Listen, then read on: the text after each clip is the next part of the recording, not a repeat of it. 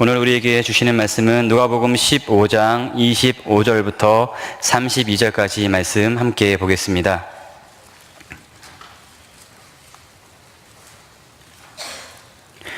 신약성경 누가복음 15장 25절부터 32절까지 말씀 신약 121면에 있습니다.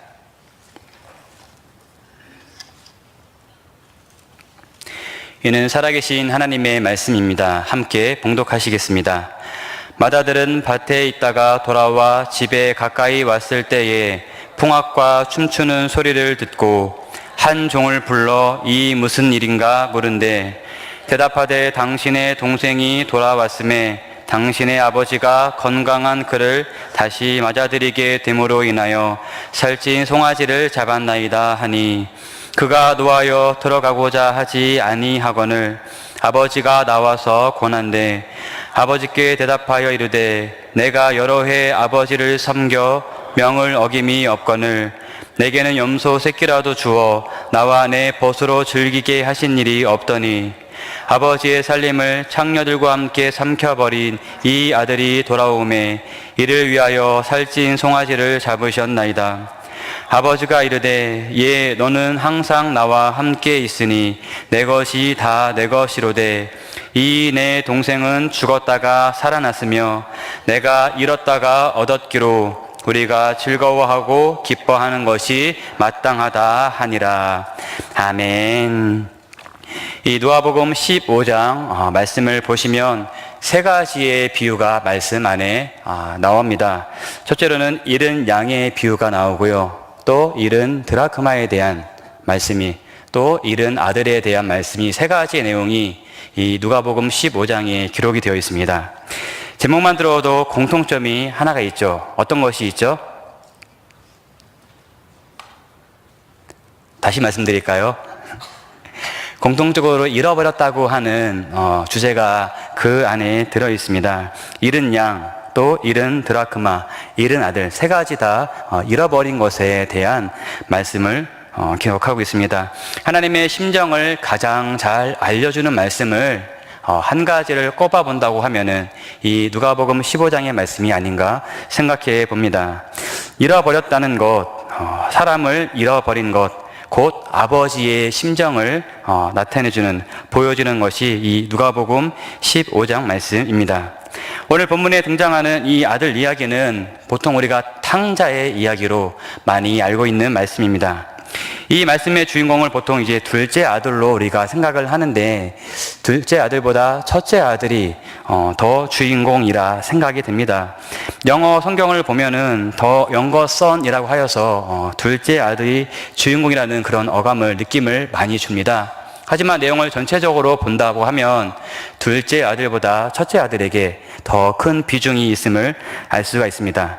이 탕자의 비유가 시작되는 11절부터 24절까지의 말씀을 보면 12절에 먼저 이 작은 둘째 아들이 아버지에게 재산을 요구하는 그 내용과 또 17절부터 19절까지 보면은 그 먼 나라에 가서 모든 재산을 다 탕진하고 후회하면서 다시 돌아가야 되겠다고 마음먹는 그 생각하는 그 말씀의 내용, 또 21절에서는 이제 아버지와 만난 그 이후에 자기가 잘못했음을 고백하는 그의 크게 세 가지의 부분으로 이루어져 있는데 이 세 부분을 포함해서 이 11절부터 24절까지 말씀을 잔잔하게 보면은 그 작은 아들의 그 삶의 시점에서 이 말씀을 보는 것이 아니라 3인칭 시점에서 누군가 뒤에서 이 아들의 그 삶을, 그 재산을 요구하고 멀리 떠나고 허랑방탕하게 다 써버리는 그런 모습을 그 아들의 관점이 아닌 3인칭의 관점에서 누가 멀리서 보고 있는 듯한 그러한 느낌으로 말씀을 기록을 하였습니다. 그렇게 해가지고서 둘째 아들이 우리가 주인공으로 봤지만 이 주인공은 둘째 아들이 주인공이라기보다는 둘째 아들은 이 전체적인 말씀의 하나의 대상으로 등장한다는 것을 우리가 알 수가 있습니다. 하지만 오늘 본문 말씀 25절부터 32절까지의 이 말씀을 보면은 첫째 아들과 아버지가 대면하여서 대화를 하는 내용으로 그렇게 기록이 되어 있습니다. 성경에서 보통 아버지는 누구를 의미하죠? 바로 하나님, 우리 하나님을 의미하는 대상이 바로 아버지입니다. 둘째 아들의 모습을 본다면 둘째 아들은 그 삶을 멀리서 어떤 다른 사람이 그 둘째 아들의 그 삶을 멀리서 바라보았던 그 관점에서 이제는 훅 땡겨져 가지고 큰아들과 아버지가 이제 대화를 하는 이제 1인칭의 시점으로 돌아와서 이 말씀이 그렇게 기록이 되고 있다는 것입니다. 대개 이야기 스토리를 보면 마지막까지 죽지 않고 살아서 나오는 것, 마지막까지 살아있는 사람이 보통 주인공입니다. 근데 이 25절부터 32절까지 그 내용을 보았을 때에 작은 아들의 말은 그 안에서 단 한 번도 나오지 않고 있습니다. 왜 영화를 보면 그렇지 않습니까? 주인공은 총알을 10발 맞고 몇백 발을 맞아도 죽지 않는 것이 주인공이지 않습니까? 하지만 엑스트라는 어떻습니까? 분명히 맞은 것 같지 않은데도 불구하고 스친 것 같은데도 다 한 방에 쓰러져 버리는 것, 그것이 엑스트라 아니겠습니까? 이렇게 주인공과 엑스트라는 다른 것입니다. 주인공이라고 하면 가장 핵심적인 역할을 하는 사람이 주인공입니다. 첫 번째 시작은 작은 아들로 시작이 되었지만 전체적인 내용의 그 의미를 보면은 첫째 아들 쪽에 그 내용들이 더 있다는 것을 우리가 알 수 있습니다. 또한 이것뿐만이 아니고 오늘 본문 이제 15장 가장 처음 1, 2절 그 부분을 보면은 서기관들과 바리새인들이 등장을 하고 있습니다. 이것은 오늘 이 말씀이 곧 이 15장 전체에 나오는 이 비유를 들어야 할 사람은 바로 이 사람들, 서기관들과 바리새인들이 이 말씀을 들어야 한다는 것입니다. 여러분들 보시기에는 첫째 아들이 바리새인에 가까운 것 같으십니까? 아니면 둘째 아들이 바리새인에 가까운 것 같으십니까? 첫째와 둘째 중에 어떤 아들이 좀 바리새인에 가깝다고 느껴지십니까? 이렇게 질문하는 건 다 의도가 있는 거죠. 몇째 아들일까요? 첫째 아들은 굉장히 성실한 모습으로 앞부분에 기록이 되었었거든요. 그래서 주로 그 첫째 아들이 더욱이 성실한 그 모습 때문에 바리새인과 서기관들처럼 그렇게 겉으로는 성실해 보이지만 그 뒤에 가서는 그렇지 않은 모습을 보였던 이 첫째 아들이 좀 바리새인 같다라고서 생각을 할 수가 있습니다. 첫째 아들은 둘째 아들이 그렇게 아버지에게 재산을 요구해서 먼 나라에 떠났을 그때에도 그와 같이 하지 않았습니다.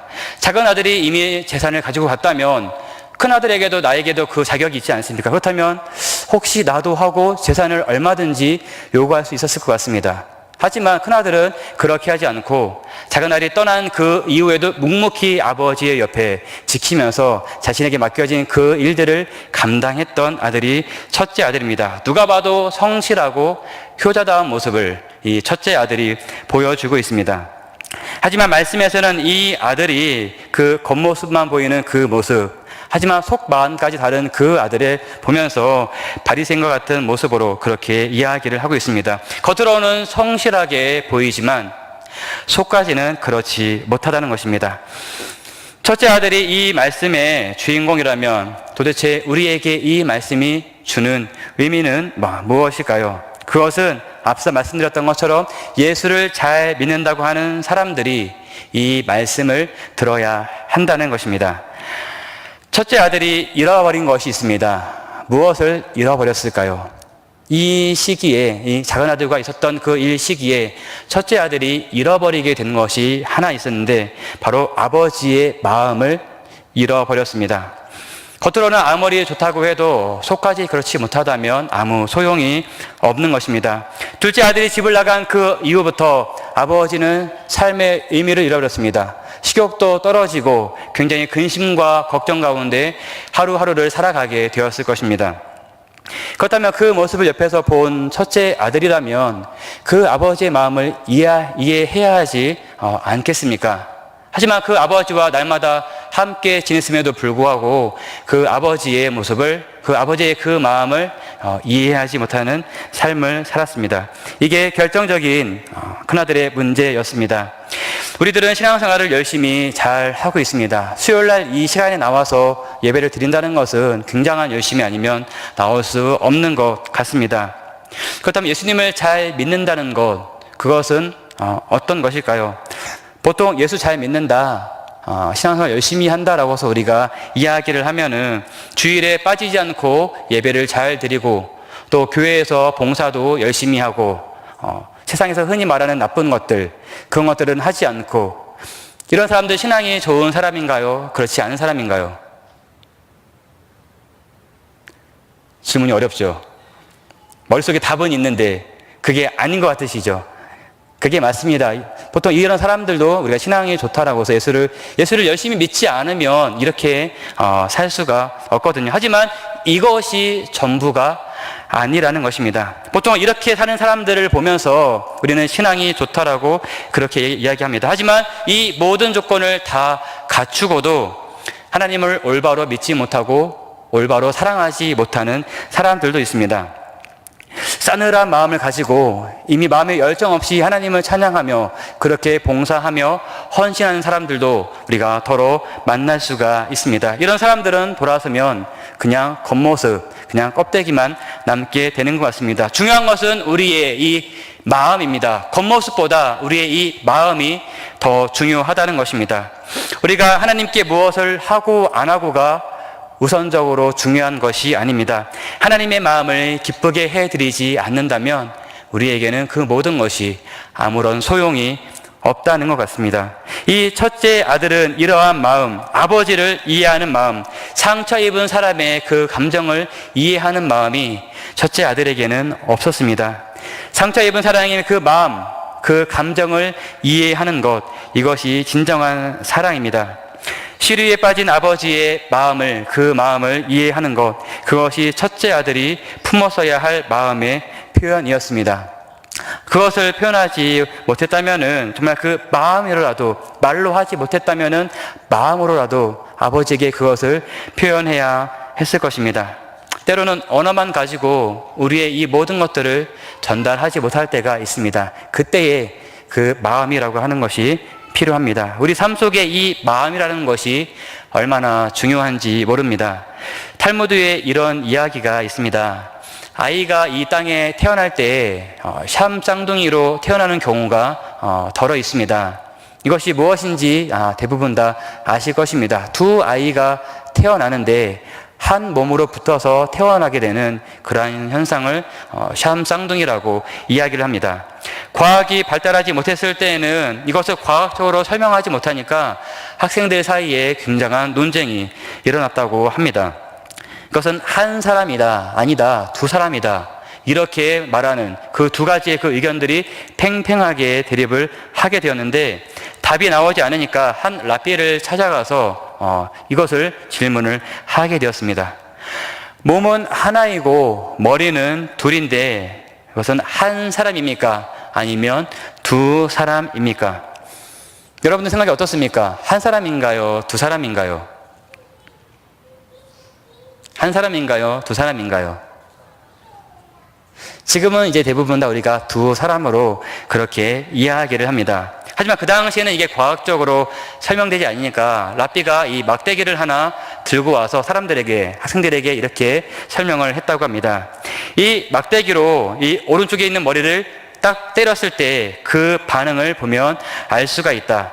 맞은 쪽에 머리가 울고 있는데 다른 쪽에 머리가 울고 있으면 한 사람이고, 맞은 쪽의 머리는 울고 있는데 다른 쪽의 머리가 웃고 있으면 이것은 두 사람이다. 그렇게 설명을 해 주었습니다.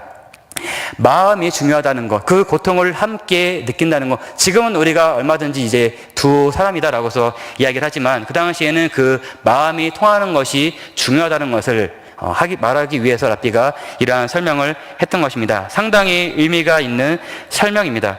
문제는 마음입니다. 마음으로 같은 고통을 느끼고 같은 아픔을 느껴야 하나가 될 수 있다는 것입니다. 우리가 참 진실된 사람이 되기 위해서는 이렇게 마음을 이해하는 것이 중요합니다. 이것은 우리가 성경을 읽을 때에도 마찬가지입니다.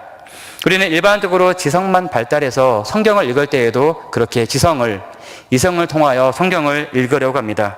근데 실제적으로 이 성경의 내용들을 보면 우리가 이 이성적으로 머리로만 읽는 것이 아니라 정말 우리의 마음을 그 안에 담고 읽어야 하는 내용들이, 성경 안에는 너무나 많은 내용들이 기록이 되어 있습니다.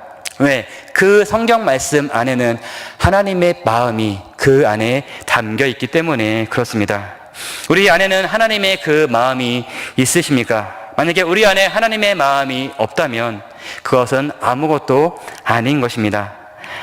데이 갤럭 웨이의 설교 중에 이런 이야기가 나옵니다. 톰슨이라는 여 선생님이 한 분 계셨습니다. 가르치는 아이 중에 한 명은 테디라고 하는 아이가 있었는데, 이 아이는 백인 아이인데 말이 좀 어눌하고 좀 냄새가 났습니다. 지능도 다른 친구들보다 조금 좀 떨어지는 모습을 보였습니다. 그러한 모습 때문에 다른 친구들에게 따돌림을 당하는 그런 친구가 바로 이 테디라고 하는 친구입니다. 그러다 보니까 공부도 좀 잘 못하는 그런 아이였습니다.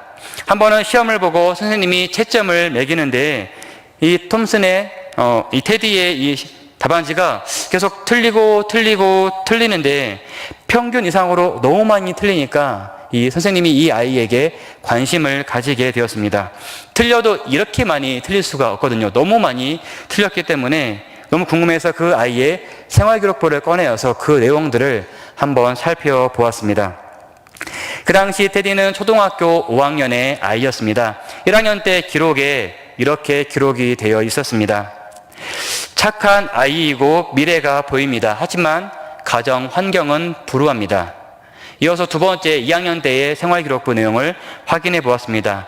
조용하고 폐쇄적인 성격입니다. 그런데 그의 어머니가 불치병을 앓고 있습니다. 계속해서 3학년 때의 기록을 보았습니다. 다른 아이에 비해 학습 성취 능력이 현저하게 떨어집니다. 그리고 어머니가 돌아가셨습니다. 4학년 때의 기록은 이러했습니다. 이 아이는 미래가 없습니다. 아버지는 가출했습니다. 작은 이모의 집에서 양육을 받고 있는데 그 작은 이모의 가족들에게 학대를 당하고 있는 것 같습니다. 여기까지 읽고 나니까 이 톰슨 선생님이 느끼게 된 것이 있습니다. 한 영혼의 삶이 무너지고 죽어가고 있는 것을 이 아이의 모습을 통해서 볼 수가 있었습니다. 그리고 이건 분명 교육자의 책임이다라고서 그러한 마음을 갖게 되었다고 합니다. 그래서 방과 후에 이 아이에게 공부를 가르쳐 주면서 자기가 그리스도인 선생님으로서 할 수 있는 대로 최대한으로 자신의 마음을 다하여서 이 테디를 그렇게 양육하기 시작하였다고 합니다. 그러다가 한 해가 지나가고 성탄절이 다가왔습니다. 성탄절 되니까는 아이들이 선생님에게 선물을 준비해서 드렸습니다. 선생님은 아이들이 보는 그 앞에서 아이들이 받은 그 선물을 하나하나씩 포장을 풀어서 확인을 해 보았습니다. 드디어 테디의 차례가 되었습니다. 테디는 포장도 하지 않고 그냥 집에서 쓰는 그냥 봉지 같은 데다가 대략 뭘로 이렇게 둘러싸가지고서 그 안에 선물을 가지고 왔다고 합니다. 선생님이 이 봉지를 열어서 풀어보니까 그 안에는 가짜 다이아몬드 목걸이, 그것도 알이 여러 개가 빠진 가짜 다이아몬드 목걸이 하나와 쓰다만 향수, 먼지가 많이 껴있는 그런 향수, 이 두 가지를 싸가지고서 선생님에게 드렸다고 합니다. 아이들의 반응이 어땠을까요? 그 모습을 본 아이들은 또 신이 나서 이 아이를 놀리면서 전체 아이들의 그 반 분위기가 시끌벅적하게 되었습니다. 선생님은 그 상황 속에서 이대로 두면 안 되겠다는 판단을 하고 정색을 하면서 테디가 준 목걸이를 자신의 목에 걸었습니다. 그리고 아이들에게 말합니다. 야, 이거 너무 예쁘지 않니? 선생님이 가장 좋아하는 목걸이야. 그렇게 이야기해 줬습니다. 순간 이 친구를 놀렸던 그 시끌벅적했던 그 교실이 한순간 조용하게 되었습니다. 그리고 또 이 향수를 자신의 몸에 뿌리며 이 향 너무 좋지 않니? 내가 가장 좋아하는 향수야 라고 아이들에게 한 번 더 이야기를 해 주었습니다. 그랬더니 테디가 선생님에게 안기면서 이러한 말을 했습니다. 선생님 고마워요. 선생님에게는 엄마의 냄새가 나요. 그 목걸이는 엄마가 하셨던 거예요. 그리고 그 향수는 엄마가 사용했던 향수예요. 선생님에게는 엄마의 냄새가 나요. 그렇게 이야기를 했다고 합니다. 참 좋은 선생님이지 않습니까? 한 사람을 그렇게 위로해주고 세워주는 선생님이셨습니다. 그리고 테디가 졸업을 하고 한 6, 7년, 8년이 지난 어느 날 이 선생님도 이 아이를 잊어버릴 그쯤에 편지를 하나 받게 되었습니다. 편지의 내용은 이러했습니다. 사랑하는 톰슨 선생님, 고등학교를 졸업한다는 소식을 제일 먼저 알려드리고 싶었습니다. 그리고 저 반에서 2등으로 졸업합니다. 이러한 편지를 테디가 보내왔습니다. 또 4년이 흘렀습니다. 4년이 지난 이후에 또 한 통의 편지를 받게 되었습니다. 사랑하는 톰슨 선생님, 이제 곧 제가 대학교를 졸업을 할 텐데 제가 1등으로 대학교를 졸업하게 되었습니다. 놀라운 일 아닙니까? 초등학교 때는 그 지능이 부족하여서 공부를 잘 하지 못했던 그 아이가 이렇게 바뀌게 된 것입니다. 또 4년이 지났습니다. 편지가 또 왔겠죠. 사랑하는 톰슨 선생님, 제가 의사가 되었다는 사실을 제일 먼저 알려드리고 싶었습니다. 그리고 다음 달에 제가 결혼을 합니다. 선생님께서 제 결혼식에 오셔서 제 어머니 자리에 앉아주시면 좋겠습니다. 아시다시피 저는 어머니가 일찍 돌아가셔서 계시지 않습니다. 이제 선생님께서 저의 어머니이십니다. 이러한 편지를 보내왔다고 합니다. 참 감동적인 이야기입니다. 우리는 그리스도인으로 이 땅에 살아가면서 이 톰슨 선생님과 같은 이 마음을 가지고 살아가야 합니다. 우리의 머릿속만 채우고 가슴을 채우지 못한다면, 마음이 움직이지 않고 그친다면 그것은 그냥 거기서 끝나게 되는 것입니다. 하나님의 사랑을 실천하며 산다고 하면서 하나님의 마음을 품지 않는다면 그것은 아무것도 아닙니다. 열심히 공부하는 것, 우리의 지식을 채우는 것 너무나도 중요합니다. 하지만 우리의 마음속에 하나님의 가슴이 사라지지 않게 해달라는 기도가 가장 중요하다는 것입니다. 우리는 기도할 때 이렇게 기도해야 합니다. 우리의 이 가슴에서 그리스도의 피가 흐르게 해 주십시오. 나의 눈에는 눈물이 있게 해 주십시오. 우리는 이러한 기도를 계속해서 해야 할 것입니다. 우리는 어려움을 당한 사람이 있다면 그 장소에 찾아가야 합니다. 같이 올 수 있는 그 자리에 우리가 함께 있는 것, 바로 하나님의 심정으로 그 마음을 이해하는 것입니다. 매 순간마다 하나님의 마음을 가지고 살아가는 우리 모두가 되시기를 바랍니다. 이 오늘 본문에 등장하는 이 성실해 보이는 첫째 아들에게는 또 다른 문제가 있습니다. 그것은 동생과의 관계를 잃어버렸다는 것입니다. 30절의 말씀을 보면 이 첫째 아들이 동생을 향해서 이렇게 말을 합니다. 아버지의 살림을 창기와 함께 먹어버린 이 아들이 돌아오매 이를 위하여 살찐 송아지를 잡으셨나이까. 아버지에게 이렇게 이야기를 하고 있습니다. 형이 동생을 어떻게 불렀나요? 이 아들이라고 불렀습니다. 이것은 무엇을 의미하는 것일까요? 피를 나는 동생인데 이 동생은 나와 상관이 없는 사람입니다 라는 의미가 그 안에 있는 것입니다. 그래서 아버지에게 말할 때에 이 아들이, 이놈이, 이 자식이 그렇게 굉장히 화를 내며 아버지에게 그렇게 이야기를 하고 있는 것입니다. 첫째 아들의 그 마음, 그 심정이 이해가 안 되는 것은 아닙니다. 하지만 그동안 성실해 보였던 모습을 보였던 이 첫째 아들, 하지만 그 속까지 성실하지 못했기 때문에 이렇게 화가 나는 상황에서는 이렇게 분을 참지 못하고 그것을 다 표출하며 관계를 깨어버리게 된 것입니다. 피를 나눈 동생과 관계가 깨어버렸으니 다른 사람과의 관계가 원만하게 잘 될 리가 없었습니다. 이 말을 듣고 있던 아버지도 이 첫째 아들의 말이 너무나도 민망하여서 32절에 이렇게 말을 합니다. 이 내 동생은 죽었다가 살았으며 라고서 이야기를 합니다. 이것이 무엇을 의미하는 것일까요? 이 아들이 뭐냐? 내 동생이 아니냐? 이 아들은 바로 너의 동생이다. 그렇게 이야기를 한 것입니다. 우리가 살아가다 보면 때로는 악한 사단 마귀가 우리에게 주는 메시지가 있습니다. 그것은 관계가 다 깨어지더라도 내가 필요한 것을 얻기 위해서라면은 그 모든 것들을 다 깨어버려도 좋다라고 하는 마음을 우리들에게 준다는 것입니다. 필요한 것을 얻으면 그만이라는 생각을 바로 우리 머릿속에 집어넣는다는 것입니다. 사람과의 사이 속에서 관계보다 더 중요한 것은 없습니다.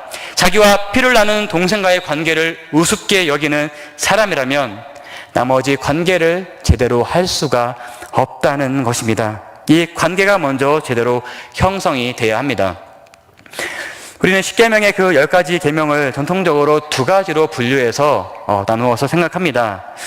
첫 번째부터 네 번째까지의 계명은 하나님과 사람과의 관계에서, 또한 5번째부터 10번째 계명은 사람과 사이에서 적용이 되는 계명들을 이 10계명에 기록을 하고 있습니다. 이렇게 나눈다면은 이 사람과 사람 사이의 관계, 이것의 시작은 이 5번째 계명이 첫 번째 이제 시작이 되는 것입니다. 5개 계명이 어떤 것이죠? 5번째 계명. 다 아시는데, 그쵸? 예, 다 아시는데 순서 없이 그냥 다 외우고 계셔가지고, 예, 순서가 안 나오시죠. 5번째 계명이 내 부모를 공경하라고 하는 내용입니다. 땅에서도 잘 되고 장수하려면 이 5번째 계명을 지키라고 성경의 또 많은 부분에서 우리들에게 이야기하고 있는 것입니다. 왜 부모를 공경하는 것이 인간 관계 속에서 첫 번째 계명일까요? 관계가 중요하다는 것을 강조하고 의미하는 것이 이것이 아닌가 생각을 해봅니다. 아기가 세상에 태어나서 제일 먼저 인간 관계를 맺게 되는 존재는 바로 어머니와 아버지입니다. 아이가 태어나서 어떤 이상한 사람이 자꾸 자신한테 얼굴을 들이밀고 웃는 남자가 있습니다. 나중에 보니까 이 남자가 자신의 아버지입니다. 또 어떤 여자가 와서 자신의 기저귀를 갈아주고 먹을 것을 먹여줍니다. 나중에 보니 이 여자가 자신의 어머니입니다. 사람이 이 땅에 태어나서 첫 번째로 맺는 관계가 바로 어머니와 아버지라는 것입니다. 이 관계는 아이들의 삶 인생에 굉장히 중요한 영향을 미칩니다. 부모님에게 잘하는 사람들은 기본적인 인간관계에서도 신의가 있습니다. 그런데 기초관계가 깨어진 이 부모님과의 관계가 깨어진 좋지 않은 사람들을 보면 겉으로는 아무 이상 없고 좋아 보이지만 그 뒷모습 뭔가에 좀 싸늘한 그런 모습들을 우리가 느낄 수가 있습니다. 그렇기 때문에 우리는 기초 관계를 잘 닦을 줄 아는 모습이 있어야 합니다. 그 첫 번째는 바로 부모님과의 관계라는 것을 기억하시기를 바랍니다. 현재 우리나라의 TV에 나오는 사람들 중에 많은 MC들이 있습니다. 여러분들 생각에 그 많은 MC들 중에서 가장 잘하는 사람 첫 번째를 꼽는다면 누구를 떠올리시겠습니까? 단번에 나오네요. 예, 짠 것도 아니고 미리 말씀드린 것도 아닌데 아마 여러분들 생각도 비슷하게 그러지 않을까 생각합니다. 많은 MC들이 있지만 현재 우리나라에서 가장 유명하고 잘하는 MC 한 명을 꼽는다면 이 유재석이라고 하는 사람을 일반적으로 꼽고 저도 여기에 동감을 합니다. 지금도 인기가 굉장하지만 예전에 그 MC들의 잘 보는 MC들의 인기 있는 MC 순위를 매겼을 때에도 그때에도 1등을 했던 사람이 이 유재석이라고 하는 사람입니다. 왜 이 사람이 MC로서 1등인가 그것을 분석하는 기사가 같이 나왔습니다. 그 내용은 이러했습니다. 상황의 대처 능력이 뛰어나다. 안티가 없는 사람이다. 다른 곳에 겹치기 출연을 해도 상투적으로 하지 않고 최선을 다해서 방송을 하는 사람이다. 여기까지만 봐도 꽤 훌륭한 모습을 보이고 있는 사람입니다. 하지만 마지막에 한 가지 더 있는 분석이 눈에 들어왔습니다. 그는 무례하지 않은 사람이다라고서 분석을 한 내용이 있었습니다. 근데 이 모습은 지금도 변함이 없는 것 같습니다. 취재들이나 공동 MC들과 함께 MC를 보일 때면은 자신을 죽이고 상대방을 높여주는 그러한 사회를 본다고 합니다. 그래서 이 유재석이라고 하는 사람이 그때나 지금이나 1등으로 꼽히는 것 같습니다. 이 사람의 모습을 보면서 우리가 잘 알고 있는 성경 말씀이 하나 생각이 났습니다. 사랑은 무례히 행치 아니하면 그 속에 사랑이 있는 사람은 삶 가운데 무례하게 행하지 않는다는 것입니다. 또 하나가 있습니다. 빌립보서 2장 3절 말씀에 남을 나보다 낮게 여기고 라고 하는 말씀입니다. 이 관계 중심적인 삶을 살고 있으니 어느 분야에서든지 사랑받고 이렇게 1등이 될 수 있는 것 같습니다. 남을 죽이고 무리하게 행동하면 잠깐은 튈 수 있겠지만 그것은 결코 오래 갈 수가 없습니다. 우리가 그리스도인이라면 우리는 무례히 행하지 않아야 합니다. 상대방의 인격에 대해서도 공격하지 말아야 하고 자기 자신을 죽이는 그러한 삶을 살아야 합니다. 상대방의 장점과 밝은 부분이 있다면 그것을 높여주고 볼 줄 알아야 합니다. 그렇게 관계를 맺게 될 때 어느 분야에서든 항상 탁월한 모습을 보이는 그러한 삶을 살 수가 있을 것입니다. 근데 이것은 전도할 때에도 마찬가지인 것 같습니다. 예수 믿으라는 그 말 한마디보다는 때로는 그리스도인다운 그 행동 하나, 그 모습 하나가 전도에 더욱더 큰 효과를 낼 때가 더욱 많다는 것을 우리가 알 수가 있기 때문에 그렇습니다. 하나님께서는 이 관계를 통하여서 또 많은 열매를 풍성케 해주시는 분이십니다. 우리의 삶은 우리가 혼자 살아가는 것이 아닙니다. 사람들과의 관계 속에서 우리는 살아가고 있습니다. 나중에 좀 훈련을 받고 난 다음에 지금은 잘 못하니까 나중에 훈련받고 난 그 이후에 좀 해봐야지, 그렇게 생각한다면 그것은 틀린 생각입니다. 지금부터 우리의 그 모든 삶 속에, 모든 인간관계 속에서 복음이 녹아드는 그러한 삶을 살아야 합니다. 어딜 가든지 무례히 행하지 않는 우리 모두가 되시기를 바랍니다. 남을 나보다 더 낮게 여기는 그러한 겸손한 자세가 우리에게 있으시기를 바랍니다. 우리의 입술에서는 부정적인 이야기들이 사라질 수 있는 그러한 노력을 해야 할 것입니다. 다른 사람의 장점과 밝은 모습을 볼 줄 아는 그런 사람이 된다면 하나님께서는 우리를 그렇게 기뻐 사용하실 줄로 믿습니다. 오늘 말씀해 보았던 이 첫째 아들은 아쉬움이 많이 남는 아들입니다. 이 첫째 아들이 언급되는 25절 첫 부분에 보면 맏아들은 밭에 있다가 돌아왔다고 그렇게 기록하고 있습니다. 작은 아들이 그 먼 나라에 갔다가 돌아왔을 그 시기에, 그때에도 이 큰아들은 밭에서 일을 하고 돌아오는 길이었던 것입니다. 둘째 아들이 이렇게 집을 나간 이후에 첫째 아들은 성실하게 계속해서 아버지를 도와주며 그렇게 그 일들을 감당했습니다. 참 이 성실한 모습은 그리스도인으로서 정말 귀감이 되는 모습입니다. 근데 이 모습이 끝까지 이어졌다면 정말 이 첫째 아들은 평생에 칭찬받아 마땅한 아들인데 그 뒤까지 좋지 못하게 끝났기 때문에 많은 아쉬움을 우리들에게 남겼습니다. 우리는 그리스도인으로 성실하게 살기 위해서 다른 사람의 마음을 이해하며 사랑하는 삶을 살아야 합니다. 또한 우리는 겉으로 보이는 모습뿐만 아니라 우리의 이 내면에서, 우리의 내면의 모습도 그리스도인으로 그렇게 가꾸어 가야 합니다. 그리스도인은 사람과의 관계에서도 좋은 관계를 맺으며 살아가야 합니다. 하나님께서 관계를 통하여서 많은 열매를 우리에게 허락하시기 때문입니다. 우리 모두가 겉모습뿐만이 아닌 속 사람까지 성실한 그리스도인들이 되시기를 간절히 바랍니다. 기도하겠습니다. 죄악 많고 허물 많은 우리들을 그리스도의 보혈로 깨끗하게 씻기시며 고아와 같던 우리들을 하나님의 사랑으로 자녀 삼아주셔서 감사드립니다. 이 세상을 살아갈 때에 하나님의 자녀다운 삶을 살 수 있도록 우리들의 삶을 인도하여 주시옵소서.